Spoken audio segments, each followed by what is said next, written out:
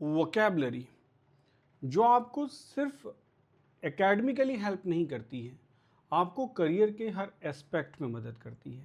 Vocab को याद करना, उसको मेंटेन करना, उसको यूज़ करना, ये अपने आप में बहुत डिफ़िकल्ट टास्क है और हमेशा से ये चैलेंजिंग टास्क बनी रही है। इसको करने का तरीका बड़ा आसान और बड़ा सही एक ही हो सकता है कि हम इसको लगातार पढ़ें। कभी भी हम बहुत ज़्यादा वर्ड्स के ऊपर काम ना करें, फोकस ना करें, हमेशा थोड़े से वर्ड्स पढ़ें, लेकिन उनको ढंग से पढ़ने के बाद में यूजेस समझें और उनके साथ में हम सेंटेंसेस यूज़ करें, हमारी डे टू डे लाइफ में उनका यूज़ करें।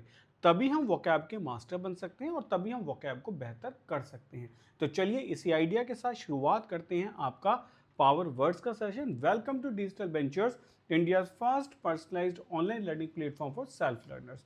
ये है पावर वर्ड्स। ये एक ऐसा सेशन होता है जो आपके दिन बदल देगा, आपके करियर में जरूर विंग्स लगा देगा, but you have to follow this session for a long time.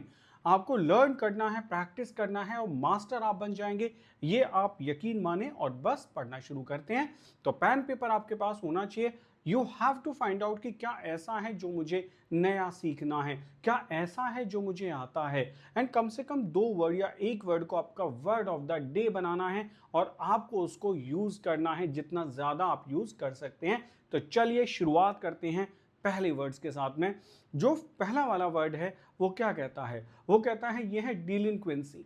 डिलिंक्वेंसी क्या होता है? डिलिंक्वेंसी डिलिंक्वेंसी मतलब होता है दुराचार। इसके दो थोड़े थोड़े से मतलब हैं, वैसे वही है, ज़्यादा कुछ डिफ्रेंशिएट नहीं करते हैं। Failure to fulfil one's duty और obligation specially by neglecting.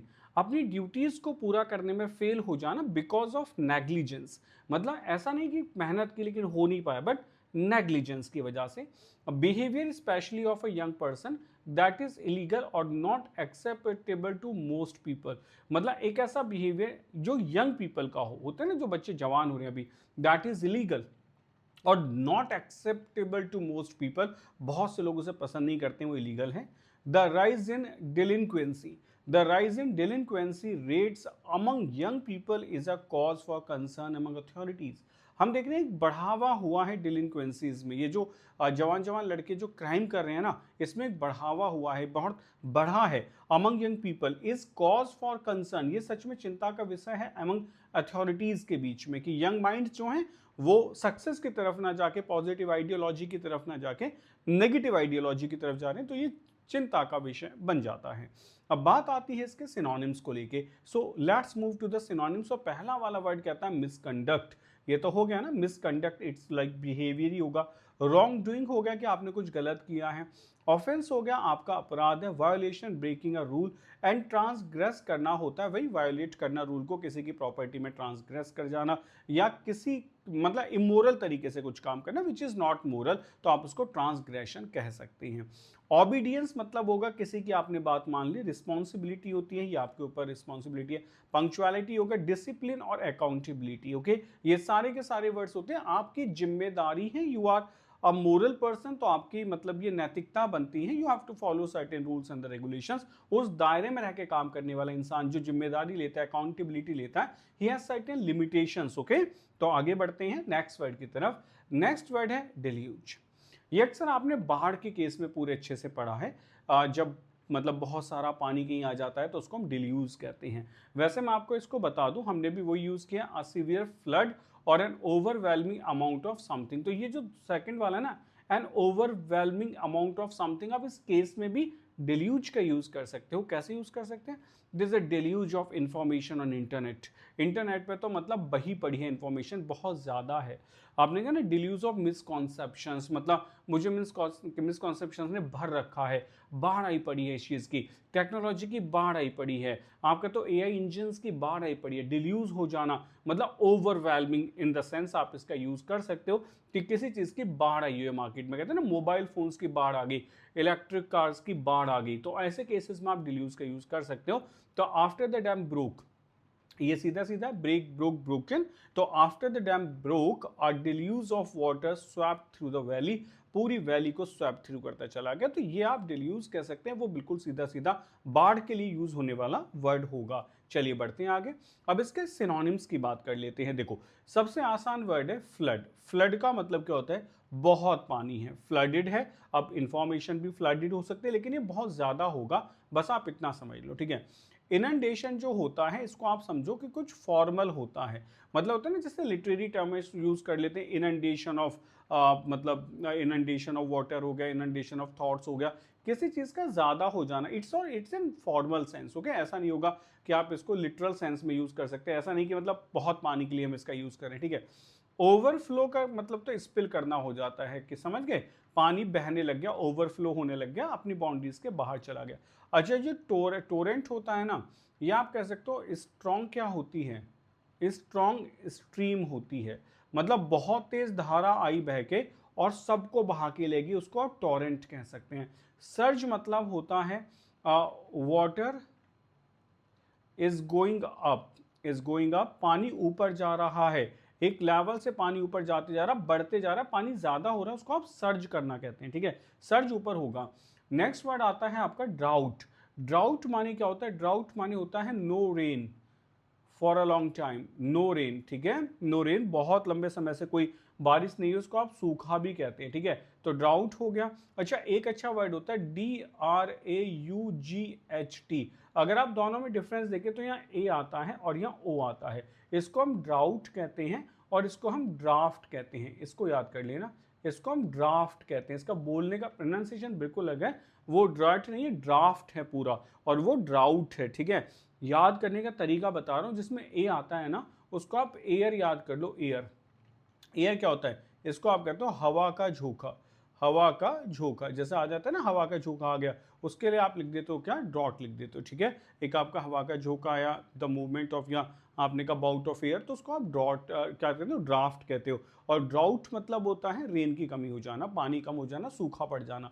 Scarcity होती है किसी चीज की कमी हो जाना बहुत ज्यादा। शॉर्टेज तो सीधी सीधी बात है, अगर हम बात करते हैं तो हम कहते हैं कि डिमांड एंड सप्लाई का जो रेशियो है, डिमांड एंड सप्लाई का जो रेशियो है, वहां पर शॉर्टेज हो जाती है, कि डिमांड ज्यादा है सप्लाई कम है, तो आप इसको कहते हो कि शॉर्टेज होगी, ठीक है। डर्थ मतलब किसी चीज की लैक होती है, जैसे कहते हैं ना डर्थ ऑफ टैलेंट, टैलेंट की कमी है, टैलेंट की कमी है, वहां इसका यूज करते हैं, ठीक है। पॉसिटी मतलब होता है इट्स लाइक स्मॉल अमाउंट, किसी चीज का अमाउंट बहुत थोड़ा सा आपके पास है, स्मॉल अमाउंट के लिए हम पॉसिटी का यूज करते हैं, ठीक है। पॉसिटी स्मॉल अमाउंट है, तो ये थोड़ा सा डिफरेंस होता है, जो मैं कोशिश करता हूँ आपको समझाने की, बहुत ज़्यादा नहीं है। वैसे अगर हमारे पास वोकैब की कमी है तो हम इन सबको बदल बदल के यूज़ कर लेते हैं, ऐसा कुछ बहुत बड़ा सिग्निफिकेंटली चेंज नहीं आता। But when you are going to be a good reader और the writer, at that time you need differentiation between the words, तब आपको ज़रूरत पड़ती है। लेकिन एग्जाम में कभी कभी ऐसा हो जाता है कि they are putting the same words in the options and they are going to identify the answer, okay. So at that time you may be confused, मैं ये नहीं कह रहा हूँ हमेशा हो सकते हो,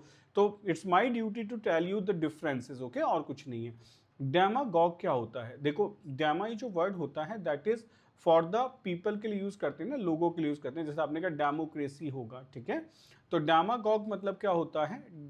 इसमें जन नेता मतलब a political leader who seeks support by appealing to popular desire and prejudices rather than by using rational argument। मतलब इसको ऐसे समझो, एक ऐसा नेता जो अपनी बातों से आपको स्वे कर लेता है, मतलब जो आपको अपनी बातों में बहका लेता है, फुसला लेता है, आपको कन्विंस कर लेता है वोट डालने के लिए।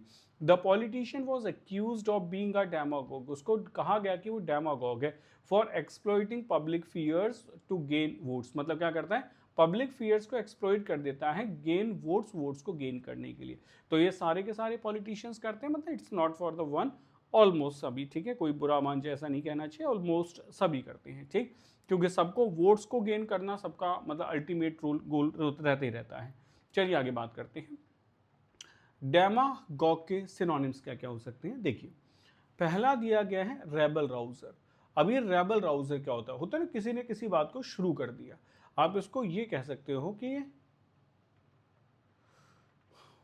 प्रोवोक कर सकता है आर्ग्यूमेंट को, वन हु प्रोवोक्स, ठीक है ना, वन हु, ऐसे चाहो तो पूरा लिख लो, वन हु प्रोवोक्स एनीथिंग, ठीक है। एजिटेटर नाराज कर देने वाला, आपने सुना होगा ये इस पार्टी का फायर ब्रांड नेता है।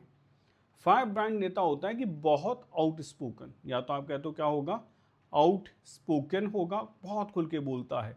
और आप इसको एक और चीज में रख सकते हो, कॉन्फिडेंट में, वो बहुत कॉन्फिडेंट है, यानी कि फायर ब्रांड नेता है। ठीक है, योगी आदित्यनाथ को कहते हैं ना बीजेपी के फायर ब्रांड पॉलिटिशियन है, यानी कि बहुत आउटस्पोकन है, बहुत कॉन्फिडेंट है। ठीक, इंस्टिगेट करते हो ना तो किसी को भड़का देना, फॉर नेगेटिव थिंग्स कहते हैं ना, इंस्टिगेट कर दिया।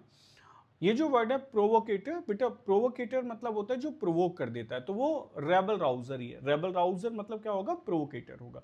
तो ये तो प्रोवोक से याद रही जाएगा कि प्रोवोकेटर है, लेकिन आप इसको याद करो कि ये जो रेबल राउजर है ये थोड़ा अलग वर्ड है। ठीक है, पीस मेकर शांति वाले होते हैं। स्टेट्समैन कौन होते हैं, वैसे तो स्टेट्समैन हम ऐसे मान लेते हैं जैसे हमारे गाँव में जमींदार होता है, स्टेट्समैन कहते हैं। इसका एक और तरीका होता है, आप कह सकते हो ओल्ड मैन होगा, old man in a society who has good judgment, जिसका जजमेंट बहुत अच्छा होता है, तो आप उसको स्टेट्समैन भी कह देते हैं। मीडिएटर, जो मीडिएट करता है, डिप्लोमेट हमें पता है जो अपनी बातों को मतलब आगे बढ़ाते हैं। आर्बिट्रेटर होता है जो मध्यस्थता करता है, कहते हैं ना वो एक आर्बिट्रेटर है, यानी कि वो मीडिएटर जैसे ही काम करता है, तो आप उसको आर्बिट्रेटर कह देते हैं। ठीक, नेक्स्ट आइए। नेक्स्ट वर्ड हमारा क्या कहता है, नेक्स्ट वर्ड हमारा कहता है डिमीनर। ठीक है, डिमीनर क्या होता है, डिमीनर आचरण होता है। डिमीनर मतलब होता है आपका आचरण। जैसे मैं आपके सामने कर रहा हूँ कि आपको लगता होगा बड़े शांत स्वभाव के हैं सर, हो सकता है कि मैं ऐसा ना हूँ, तो डिमीनर वही होता है, मतलब आपका आचरण होता है जो दिख रहा है। तो the way a person behaves towards others, their outward behaviour, मेरा जो आउटवर्ड बिहेवियर है जिसे आप देख रहे हो, जैसे आपको देख के कोई बताता है कि यार आप तो बड़े शांत हो, आप बहुत गुस्से वाले हो, मतलब आप ऐसे हो, तो वो डिमिनर होता है आपका। डिमिनर होता है मतलब जिसकी आप बात करते हो। डिमिनर मतलब होता है हर काम एंड कंपोज्ड डिमिनर, उसका जो काम एंड कंपोज्ड बिहेवियर है ना, आचरण है, इन स्ट्रेसफुल सिचुएशन, अक्सर टेंशन वाली जगह पर, ऑलवेज इम्प्रेस्ड हर कुलीग्स, वो उसके कुलीग्स को बहुत इंप्रेस कर लेता होता है ना, कि कुछ काम खराब होने के बाद भी लोग बड़ी शांति से बैठे रहते हैं। होगा, एक बार नहीं होगा, 10 बार में होगा, तो उसको आप डिमिनर कह सकते हो। ठीक है, तो डिमिनर मतलब होता है कि भाई जब आप कह रहे हो कि कुछ ना कुछ जरूर होगा, उसको आप डिमिनर कहते हैं। ठीक है, नेक्स्ट आइए।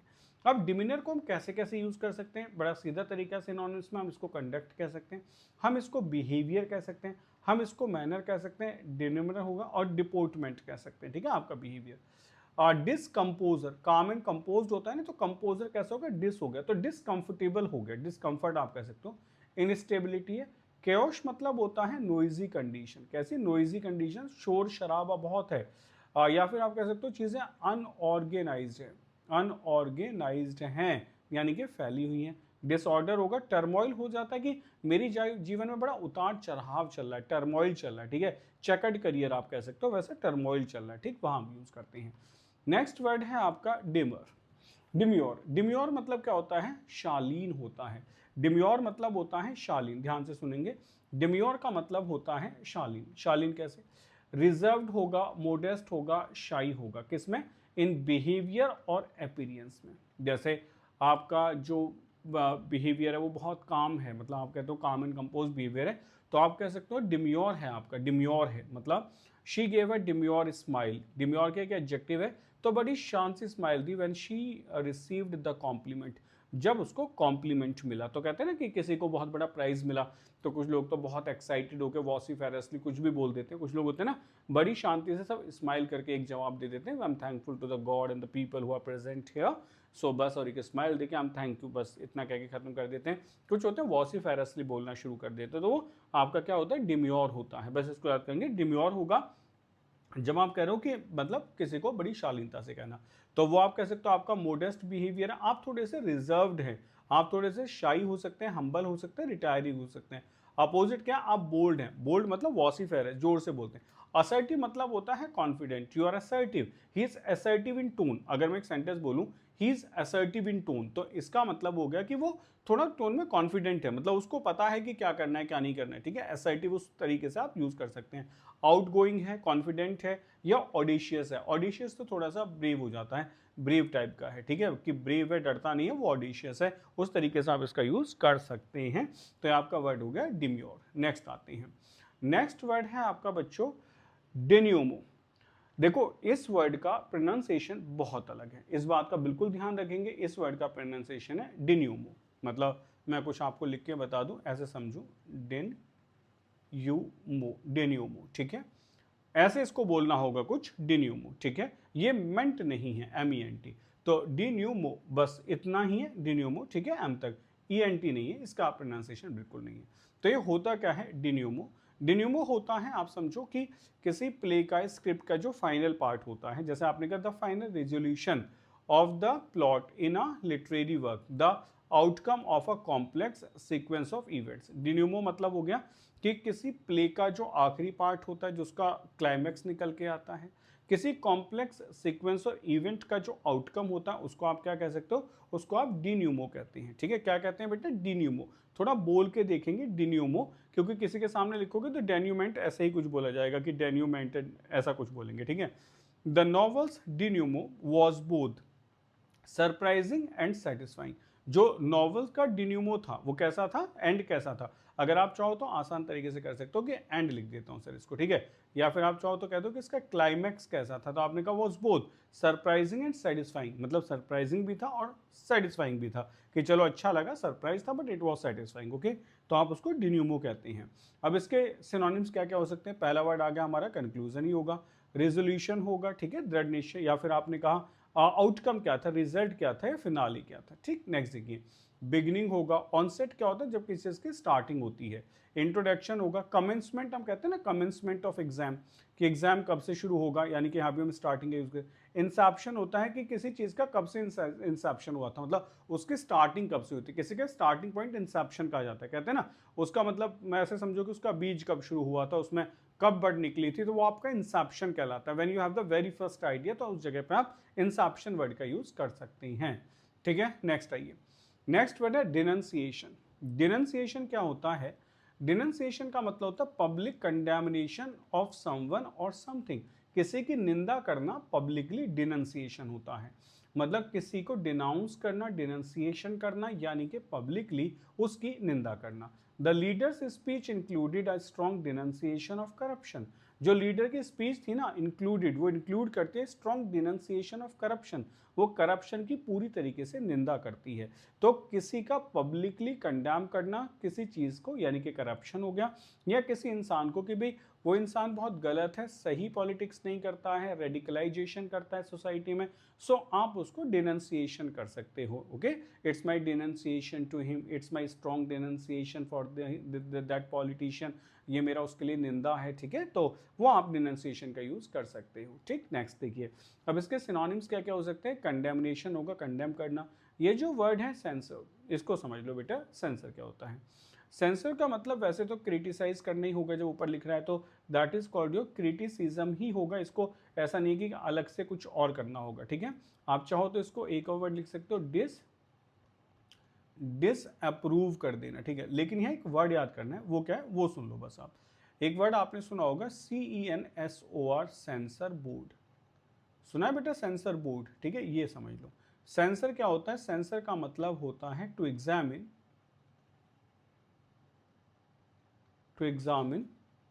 अ बुक, या फिर हम लिख सकते हैं मूवी या प्ले, वॉट एवर, ठीक है। जो इसको एग्जामिन करता है, सेंसर करता है कि इसमें कुछ चीज़ें हैं, उसको एक्सपर्गेट करना पड़ेगा, निकालना पड़ेगा, ठीक है। तो वो पर्सन है, वो रिस्पॉन्सिबल है, एक पर्सन, तो वो क्या करता है? वो सेंसर करता है, ठीक है ना, जो एग्जामिन करता है बुक्स को, बस ये याद करना है। तो वो सेंसर बोर्ड से आपको याद रह जाएगा, और ये सेंसर हो गया। क्रिटिसिज्म होता है आलोचना, रिब्यूक मतलब होता है डांटना किसी को, रिप्रोच करना भी होता है निंदा करना, रिप्रोच करना। प्रेज माने, अच्छा रिप्रोच निंदा करना है तो ये थोड़ा वैसे ही है कि जैसे कहते हैं ना कि यार तुम कुछ नहीं कर पाओगे, ऐसे निंदा कर देते हैं तो आदमी को कॉन्फिडेंस आता है कि चलो कर लेते हैं। प्रेज होगा, अप्रूवल होगा। एंडोर्समेंट अक्सर हमने कहाँ सुना होता है, खुद सोचो, एंडोर्समेंट अक्सर हम सुन रहे होते हैं जब ये सेलिब्रिटीज होते हैं कोई नया ऐड करते हैं तो कहते हैं ना उसने वहाँ इंडोर्समेंट किया। तो इंडोर्समेंट करने का मतलब होता है मैं इसको रिकमेंड कर रहा हूँ। वो एंडोर्समेंट ये तो करते हैं कि मानो कोई कह रहा है कि जुबान केसरी, तो वो इंडोर्समेंट कर रहे हैं कि ये सही है, ठीक है ना, कोई केसरी हो जाएगी जुबान। कमेंडेशन, कमेंड मतलब होता है प्रशंसा, टू प्रेज, इसको भी लिख लेना बेटे, टू प्रेज ही होता है, ठीक है। कमेंडेशन होगा, एक्लेम करना होता है किसी चीज को एक्लेम्ड कर देना कि मतलब ये ऐसा ही है, उसको बड़ा बढ़ चढ़ के पब्लिकली सपोर्ट कर देना, एक्लेम कर देना, ठीक है। नेक्स्ट आइए, नेक्स्ट वर्ड है डिप्लोर। डिप्लोर मतलब होता है अफसोस करना, to express strong disapproval of something, to regret deeply, deeply regret करना, इसको आप डिप्लोर कहते हैं। She deplored the lack of support for the community project. She deplored, उसने डिप्लोर कर दिया किसको, द लैक ऑफ सपोर्ट को फॉर द कम्युनिटी प्रोजेक्ट के लिए, ठीक है। तो डिप्लोर कर देना होता है अफसोस कर देना, तो express strong disapproval of something to और टू रिग्रेट डीपली। तो शी डिप्लोर्ड, वो डिप्लोर करती है द लैक ऑफ सपोर्ट, मतलब रिग्रेट इस बात को फॉर द कम्युनिटी प्रोजेक्ट को लेके, ठीक है, या उसने जो डिसअप्रूवल दिया है, तो दैट कॉल्ड डिप्लोर्ड होगा, ठीक है। नेक्स्ट देखिए, नेक्स्ट आपका वर्ड आता है, इसके सिनोनिम क्या होगा, कंडेम कर देना, क्रिटिसाइज करना, लेमेंट करना, थोड़ा सा विलाप करना होता है, समबडीज डेथ और लूज, ठीक है। मानो किसी की डेथ होगी, कुछ आपने लूज कर दिया, तो उसके लिए आप क्या करते हो, लेमेंट करते हो, विलाप करते हो, बस ये आपको याद करना है, ठीक है। लेमेंट करना होता है विलाप करना किसी चीज के लिए। नेक्स्ट आइए, डिनाउंस करना, वही मतलब क्रिटिसाइज करना, ठीक है। सेंसर अभी आ गया, किसी को क्या कर देना, डिसअप्रूव कर देना, ठीक है, अभी तो पता है डिसअप्रूव कर देना, तो आप इसको भी लिख सकते हो, डिसअप्रूव करना होगा, अप्रूव कर दिया हमने, कमेंट कर दिया, टू प्रेज होगा, एंडोर्स करना है, क्लेम करना, ठीक। नेक्स्ट आइए, नेक्स्ट हमारा वर्ड है डिट्रैक्टर। अब ये डिट्रैक्टर कौन होता है, आलोचक होता है। अ पर्सन हु डिस्पैरेजेस और बिलिटल्स द वर्थ ऑफ समवन और समथिंग, एक ऐसा इंसान जो डिस्पैरेज करता है, कम करता है, बिलिटल्स करता है, द वर्थ ऑफ समवन और समथिंग, जो अक्सर आपके बारे में कहते हो तुमसे ना हो पाएगा, मतलब जिसको ये लगता है कि तुम कर ही नहीं पाओगे, तो आपकी क्वालिटी को कम करने की कोशिश कर रहा होता है, उस जगह आप यूज करते हो डिट्रैक्टर है, यानी कि आपको डिस्ट्रैक्ट कर रहा है, डिट्रैक्ट कर रहा है, ठीक है। Despite his many detractors, he remains a popular figure. उसके बहुत सारे डिट्रैक्टर्स यानी कि आलोचक थे, क्रिटिक्स थे, क्रिटिक्स, ठीक है। तो despite his many detractors he remains a popular figure, इतने सारे क्रिटिक्स होने के बावजूद भी, आलोचक होने के बावजूद भी वो बना रहा एक पॉपुलर फिगर, तो आप उसको कह सकते हो डिट्रैक्टर, ठीक है। तो ये अच्छा वर्ड है डिट्रैक्टर, याद करेंगे। नेक्स्ट आइए, अब इसके सिनोनिम्स क्या क्या है, हमने कहा क्रिटिक होगा, आसान है, डिस्पैरेज कर देना, बिलिटिल करना, यानी कि किसी को क्या कर देना, डिस्पैरेजर होगा जो निंदा करता हो, बिलिटिल करना दबा देना, डिफेमर होगा जो आपके फेम को खत्म करता हो, या डिनाउंसर होगा, ठीक है, डिसअप्रूव करने वाला। आपका सपोर्टर हो सकता है, आपका एडवोकेट होगा, एडमायरर होगा, प्रोपोनेंट होगा, या चैंपियन होगा, तो इसके अपोजिट वर्ड बन जाते हैं। नेक्स्ट आइए, नेक्स्ट वर्ड है डेट्रीमेंटल। अब ये डेट्रीमेंटल में ना जो वर्ड आता है आप उस पर ध्यान दो, मेंटल पे, मेंटल मतलब होता है आपका दिमाग, तो इतना ऐसा जो आपका दिमाग हिला दे, ऐसा सोचो कि ये मेरे दिमाग को हिला देता है, डेट्रीमेंटल। कॉजिंग हार्म और डैमेज, मतलब smoking is detrimental to your health, smoking तुम्हारी हेल्थ के लिए डेट्रीमेंटल है, यानी कि स्मोकिंग है, ड्रिंकिंग है, या ओवर ईटिंग है, या फिर आपने कह सकते हैं ऑयली फूड है, फास्ट फूड है, जंक फूड है, ये सब कुछ क्या है, ये सब आपके लिए डेट्रीमेंटल है, आप ऐसे इसको कह सकते हैं। तो डेट्रीमेंटल मतलब हार्मफुल होगा, डैमेजिंग होगा, इंजूरियस होगा, डिस्ट्रक्टिव होगा, या डेलिटीरियस होगा। डेलिटीरियस में मतलब क्या होता है, इट इज जो हार्मफुल होता है, मतलब इसको ऐसे याद करो, डिलीट की साउंड आती है तो आपने कहा चीज़ें जो डिलीट करते हैं, मतलब आप बैक्टीरिया डिलीट करते हैं, वायरस डिलीट करते हैं, वो डेलिटीरियस है, हार्मफुल है, ठीक है। बेनिफिशियल होगा, एडवांटेजियस होगा, हेल्पफुल होगा, फेवरेबल होगा, कंस्ट्रक्टिव होगा। कंस्ट्रक्टिव आप वैसे यूज करते हो, बड़ा कंस्ट्रक्टिव आइडिया है, मतलब कुछ बन के दिखाएगा, ठीक है, उस तरीके से आप इसका यूज कर सकते हो। तो ये आपके वर्ड्स हुए, हमने बात की सिनोनिम्स को लेके। अब हम बात करने वाले ईडियम्स एंड फ्रेजेस को लेके। 10 बेहतरीन से ईडियम्स एंड फ्रेजेस समझेंगे। मुहावरे यूज करा करो, हम अक्सर हिंदी के मुहावरे बोलते रहते हैं, नाच ना जाने आंगन टेढ़ा, तो ऐसे इंग्लिश के भी बहुत सारे मुहावरे हैं जिन्हें आप यूज कर सकते हो। तो चलिए शुरू करते हैं। करी फेवर विद, करी फेवर विद का क्या मतलब है, मैं पूरी कोशिश करूंगा आपको समझाने की। आप इसको ऐसे समझो, करी मतलब सब्जी, खाना जो दिया जाता है, फेवर विद, जब आप अक्सर किसी आदमी से कोई अपना काम निकालते हो तो आप उसे अपने घर पे इनवाइट करते हो, भाई आज तुम्हारी दावत है हमारे यहाँ, फिर एक अच्छी पार्टी होती है, खाना पीना होता है, फिर कहा जाता है कि छोटा सा हमारा काम था, इसको साइन कर दो। अब आदमी ने खाना खा लिया तो कहता है चलो लेट फेवर, ठीक है, तो वही होता है curry favour with. To try to win someone's approval और फेवर ऑफन थ्रू फ्लैटरी और सब्जर्वियंस। अब समझ आ गया, फ्लैटरी से, सब्जर्वियंस से, सेवा करके, ठीक है, किसी का मतलब फेवर जीत लेना, ठीक। Let's see, he is always trying to curry favour with the boss by bringing her coffee every morning. वो हमेशा क्या करता है, bringing her coffee every morning, हर सुबह उसके लिए कॉफी लेके आता है क्योंकि वो चाहता है कि बॉस का फेवर जीत ले, ठीक है, फ्लैटरी करता है, बॉस का फेवर जीत ले। अक्सर इनको चापलूस कहा जाता है, बूटलिकर कहा जाता है, ऐसे लोगों को साइकोफेंट कहा जा सकता है, ठीक। चलिए आगे बात करते हैं। नेक्स्ट है कट अ डैश, ठीक है, ये जो डैश वर्ड है ये एग्जैक्टली ये होता था फैशनेबल, ये 18th सेंचुरी में फैशनेबल या फैशन के लिए यूज किया जाता था। तो to make a striking stylish impression, cut a dash मतलब समझ गया ना कि कट अ डैश का मतलब है बिल्कुल एकदम फैशनेबल है, स्टाइलिश है। तो आपने कहा he cut a dash in his new suit at the wedding, wedding में वो बिल्कुल स्टाइलिश लग रहा था, किसमें, अपने नए सूट में, ठीक है। ये जो कट है या वर्ब के सेकंड फॉर्म यूज हुई है ये समझ लेंगे, क्योंकि ही कैसा है, सब्जेक्ट सिंगुलर है, और अगर ये प्रेजेंट इंडेफिनिट होता तो कट्स लिखा जाता है, इसका मतलब वर्ब की सेकंड फॉर्म है। तो डोंट बी कंफ्यूज्ड, कभी एरर ही निकाल दो कि कट में कट्स होना चाहिए था। चलिए नेक्स्ट बात करते हैं, कट एंड रन। अब आपने किसी को ब्लेड मार दिया, कट, अब क्या करोगे, भागोगे या बैठे रहोगे कि भाई हमने मार दिया अब तुम हमें मारो, ठीक है, cut and run. To leave quickly and abruptly often to avoid trouble, तेजी से छोड़ देना, एब्रप्टली भाग जाना, often to avoid trouble, trouble को अवॉइड करने के लिए, ठीक है। जैसे आपने कहा when the situation got tough he decided to cut and run instead of facing the challenge. When the situation got tough, जब सिचुएशन बहुत टफ होगी, he decided to cut and run, अब उसे समझ आ गया बस काटो भागो, instead of facing the challenge, challenge face करने की कंडीशन ही नहीं बची। कट द कैकल, कैकल मतलब होती है साउंड, ठीक है, एक मतलब बड़ी नोइजी साउंड को कैकल साउंड कहा जाता है। तो जैसे डक की होती है, तो कट द कैकल मतलब to stop talking and get to the point, कहते हैं ना कट द कैकल। चलो ये जो चटर चटर हो रही है ना, कभी होता है ना ऑफिस में मीटिंग हो रही है, सब लोग अपना अपना बोलना शुरू कर देते हैं, तो एक आदमी खड़ा होकर कहता है चलो चलो अब शांत हो जाओ, अब चलो मुद्दे पे आते हैं, ठीक है, बहुत देर होगी बकवास करते हो, now let's come to the point. तो वो होता है cut the cackle, cut the cackle का मतलब कहाँ कहीं को बंद करते हैं, to stop talking and get to the point, मतलब we have wasted enough time, let's cut the cackle and start the meeting। चलिए बहुत टाइम वेस्ट हो गया, अब चुपचाप होते हैं, शांति बरतते हैं और काम पे लग जाते हैं, कट द कैकल होगा, ठीक है। नेक्स्ट आइए, नेक्स्ट है कट द कॉर्ड, कॉर्ड माने तो रस्सी होती है ना, ठीक है। Let's see, to become independent especially from someone और something you have been dependent on. अब इसे ऐसे समझ लो, कॉर्ड क्या होती है, जब बच्चा पैदा होता है तो एक कॉर्ड से बच्चा और मदर जुड़े रहते हैं, जब तक जुड़े रहते हैं उस कॉर्ड से ही बच्चा मदर के ऊपर डिपेंडेंट रहता है, उसको फूड मिलता है, नरिशमेंट मिलता है।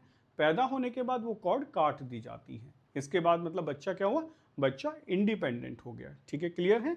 तो टू बिकम इंडिपेंडेंट मतलब घर वालों से आपने रस्सी काट दी, अब मैं खुद कर सकता हूँ, ठीक। स्पेशली फ्रॉम समवन और something you have been dependent on, मतलब it's time for her to cut the cord and move out her parents house. ये समय है कट द कॉर्ड करने का, कि रस्सी काटो, घर छोड़ो, बाहर निकलो, कामयाब हो। अक्सर ऐसा होता है ना कि जब आप भी बड़े हो जाएंगे ग्रेजुएशन में, तो कट द कॉर्ड भी, अब हमें छोड़ो, थोड़ा सा इंडिपेंडेंट होने दो, let's do something, strike with the society and then feel कि क्या मैं कर सकता हूँ, what can I do, you have to prove yourself in the society. तो for that you have to cut the cord, okay. जब तक वही है ना मम्माज बॉय बने रहोगे तो कामयाब नहीं हो सकते, तो you have to cut the cord. Let's see, cut the crap, cut the crap का मतलब होता है टू स्टॉप सेइंग अननेसेसरी और irrelevant things and get to the point, same मतलब कट द क्रैप हो या कट द कैकल होगा, ठीक है, तो वो सेम है कि मतलब सेम चीजें करना। Stop with the excuses and cut the crap, just tell me what happened, ये इधर उधर की बातें करना बंद करो, सीधे सीधे बताओ हुआ क्या है, ठीक है, that is what happened. Cut the knot, to solve a difficult problem in a straightforward और bold way, I cut the knot, मैंने इसको जटिल प्रॉब्लम को सॉल्व कर दिया। Who can cut the knot of this problem, ठीक है। Instead of debating endlessly they cut the knot by making an executive decision, मतलब एंडलेसली बहुत बहस हुई, लेकिन दे कट द नॉट, उन्होंने finally cut the knot by making a executive decision ले लिया, तो that's called cut the knot होगा। नॉट माने गांठ होती है और कुछ नहीं होता है। Cut your coat according to your cloth, cut your coat according to your cloth, अपने उतना ही पैर पसारिए जितनी लंबी आपकी चादर है, ठीक है। तो cut your coat according to your cloth होगा, इसका मतलब दूसरा मुहावरा क्या हो सकता है, ये हो सकता है make both ends meet. Make both ends meet का मतलब है दोनों तरफ के एंड्स को मिला देना। To act within your means और बजट, ठीक है। To act within your means और budget, it's called cut your coat according to your cloth. मतलब with the new salary cuts we will have to cut your coat according to our cloth। मतलब with the new salary cuts हमारी salary में थोड़ा सा cut लगा है, यानी कि सैलरी पहले से कम कर दी गई है, तो we will have to cut our coat according to our cloth। अब थोड़े खर्चे भी कम करने पड़ेंगे, ठीक, वही लिखा गया। नेक्स्ट आइए, नेक्स्ट है कट योर ओन थ्रोट, अपना ही गला काट लेना। सुसाइड कर रहे हो ना, अपना गला काटना। टू हार्म और ruin yourself through your own actions, कहते हैं ना बुरे कर्म मत करो, एक दिन ऐसा होगा तुम्हारे ऊपर ही पड़ेंगे। तो कभी कह सकते हो कि मैंने वो गलती की थी, I cut my own throat, मैंने अपना ही गला काटा। तो by refusing to work with others he is cutting his own throat in the company, वो दूसरों के साथ काम करने से मना कर देता है। इसका मतलब इस तरीके से वो अपना खुद का गला काट रहा है, एक दिन उसके साथ सब काम करने से मना कर देंगे। तो don't cut your own throat, कम से कम अपना गला तो मत काटो। नेक्स्ट है डार्क हॉर्स। डार्क हॉर्स देखो आप भी बन सकते हो, a candidate or competitor about whom little is known but who unexpectedly wins or succeed। मतलब थ्री इडियट्स में रणछोड़ दास चांचड़, याद आ गया। एक्सपेक्टेड नहीं था कि वो इतने मार्क्स लेके आएगा, लेकिन वो टॉप था, ठीक है। तो वही वाली बात है कि जब फ्रेंड फेल हो जाए तो बहुत दुख होता है, लेकिन टॉप आ जाए तो उससे ज़्यादा दुख होता है, वही वाली बात है। तो डार्क हॉर्स, ठीक है। आपकी क्लास में कोई ऐसा हो सकता है अनएक्सपेक्टेड था कि यार ये तो पास हो जाए, वही बहुत बड़ी बात है, लेकिन वो टॉप कर जाता है, तो उसको आप कह सकते हो डार्क हॉर्स है क्लास के। You can be the dark horse, ठीक है। तो आपने कहा he was a dark horse in the race but he ended up winning by a large margin.